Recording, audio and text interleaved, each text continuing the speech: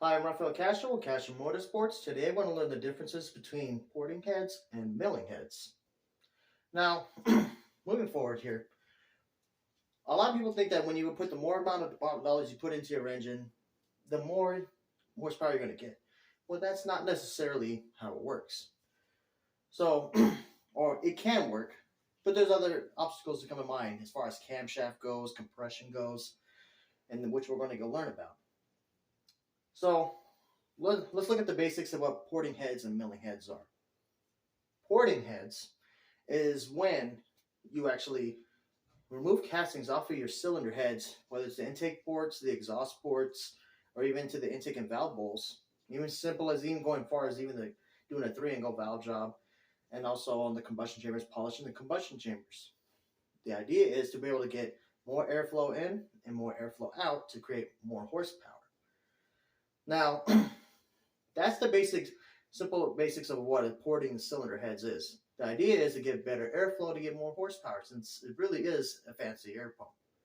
So, what are milling heads? Milling heads is when you have your cylinder heads. The idea of milling the cylinder heads is when you get to your bottom surface where your combustion chambers are. When you have a warped surface, is to try to mill just enough where you get a true flat surface onto your cylinder heads. Let me give you an example. Let's say this is your cylinder head. Okay? And for a little instance, let's put a little dents here. It's warped on your cylinder head, right? Let's draw in the intake ports. So, when you have your cylinder heads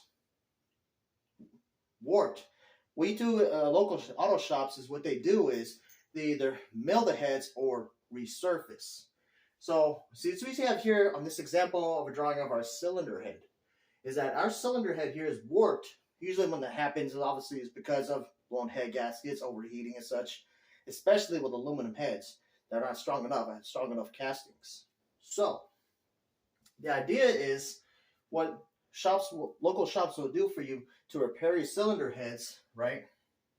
They're either get your new cylinder heads, or if it's not too warped, what they'll do is resurface it. So what they'll do is they'll scratch it down to bring it back to a flat surface. Just enough to remove the castings, enough just to make it a flat surface. That way you can have a full seal and a full compression on your motor from the manufacturer. That's resurfacing or milling the heads. You're only doing that, usually that you do that to repair the heads. Now, on this lesson here, we're talking about porting versus milling heads. We're going to be learning that about what the performance gains, power to dollars, what's the benefits and drawbacks on each side.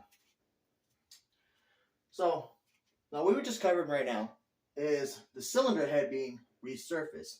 It was repaired, correct? That's the idea of a cylinder head. So, let's erase this here. And let's go over to, let's try to draw an LS head, right? Like a mini LS head. Let's just put it for two ports, right? So the idea of like what they do when they port heads on those ports is usually the first type they kind of do is try to gasket match the ports. So let's just make little stripes here.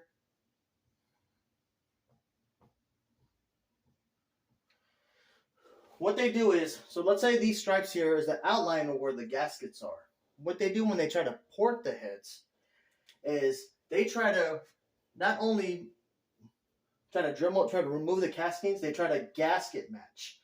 So what they'll do is they'll start porting the heads to remove the castings, to be able to gasket match that hole, to match the gasket surface, to let a larger volume of air to go into the cylinder heads, and more in these cases, more air, more fuel, more spark, more horsepower.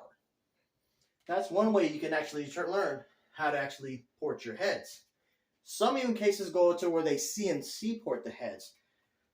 Usually that's like a computer numerical combustion port, right? It's all automatically done, and these ones also cost a lot more money. On CNC porting, prices go for around about $2,500, but just again, in the expectations in many cases is around 25 horsepower. But you also get a broad power curve. So that's one way you can go look at it as far as the prices. There are cases where, like what I showed here, that you can gasket match your ports, port match to let a more volume of air in. And they do the same thing to the exhaust ports on their cylinder heads. Like I said, more volume of air comes in, more volume of air comes out, makes more horsepower with more fuel and more spark. So that's what you call when you port your heads, right? So let's get over to back to milling heads.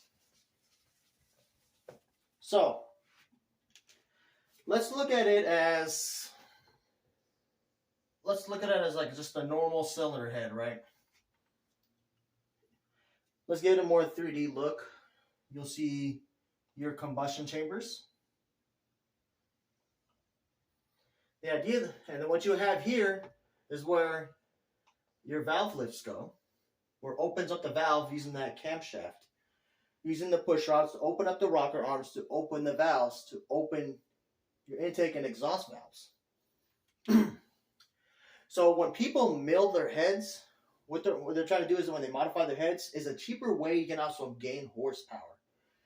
So the idea is when they mill their heads is they're going to try to take off CCs, take off some of volume, or take off castings off the cylinder heads, not just to be able to get a true flat deck surface, but what you're going to be doing is actually lowering the volume here. So let's make the eraser. Let's just put it down like I say. We're going to move a certain amount on our cylinder head to give it a smaller volume on your cylinder head, right? Now, what does this do? Well, back to the basics of what I just taught you guys now. About the reason why they want to do is try to resurface or mill the heads is to give it a flat, true deck surface to hold the compression of the engine.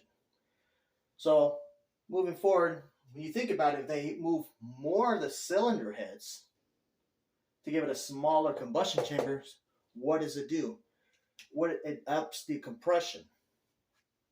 So, when you have up the compression ratio, usually on most engines, whether it's a 4-cylinder, a 6-cylinder, V8, 10-cylinder, V12s, any overhead valves, they all go based off of compression ratio. So the more compression ratio you put onto the high compression ratio you put onto your engine, the more horsepower, in theory, the more horsepower you make, and also the same amount of torque. There is also a gain, a pretty significant gain. They go around between 4.6% to 10% just by 1 point of compression ratio. Okay, so let's go for example. We're going to use an LS2 piston, right? An LS3. Sorry, not LS2, LS3. That we used on our last project in our Bel Air. So let's make a cylinder head. For example, let's use an L33, 5.3. A lot of you guys like the LSs, so let's use an L33. So we got an L33, 5.3 liter, right?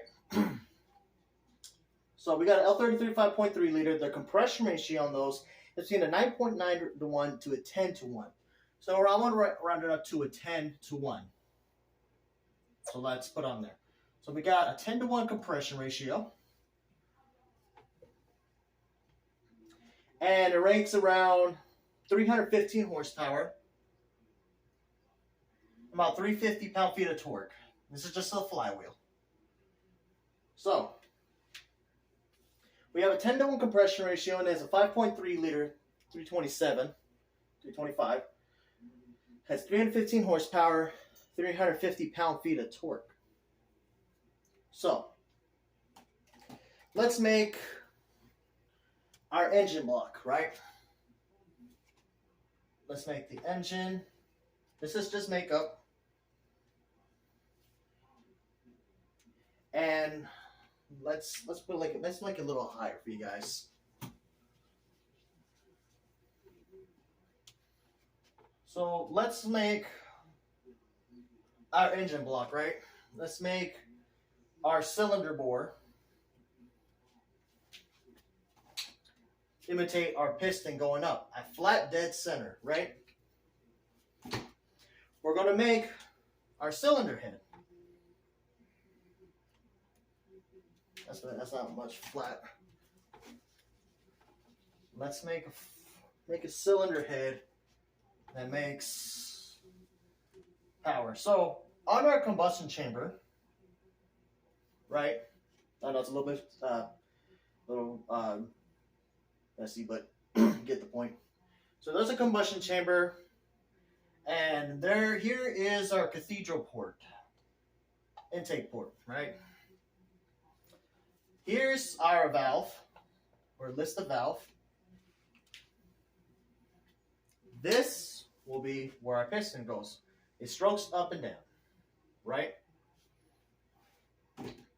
Now, what we know for sure on these L33 blocks, L5.3 LSs, they have, a lot of you guys know they have the 243 heads, correct? Now, at the measurements at the valve lift is 660 thousandths inch. So we got a 660 thousandths inch lift going at flat dead center for the piston, for the valve to touch the piston, to go touch. So, many cases when they put in the camshaft, they give you you can only go to a certain lift before you have any PTV issues, piston to valve clearance issues. So, at 660 thousandths, you'll be at flat dead center on the cylinder head, right? What we do in this situation, to be in the safe side, is we subtract 30 thousandths of an inch. So, on our lift for our valve, we have to subtract 30 thousandths to at least be able to get a good clearance, to be able to not touch the piston, the valve to not touch the piston. So, subtracting 660 to 30, you have a 630 lift you can only get to safely. So that means we have a 630 thousandths inch lift we can only use on the cylinder head. So we have 630 thousandths of lift, so we have to find a cam to go run in that fitting within the 630 thousandths inch lift or lower. So why is this significant? I'm going to show you guys why it's significant. On our cylinder head, since we have a 630 thousandths inch lift, we're going to have you want to be able to run a higher compression ratio, right? To be able to get more horsepower and more torque for your low end. That's why milling cylinder heads, when they give you a higher compression ratio, it ups not only ups your horsepower at the broad power curve, like if it was of a engine, but opens the torque. What happens when you have a higher compression ratio? The engine ends up running more efficiently. In many cases, it'll burn less fuel when you're light on the throttle, or you will be able to burn more fuel and get more horsepower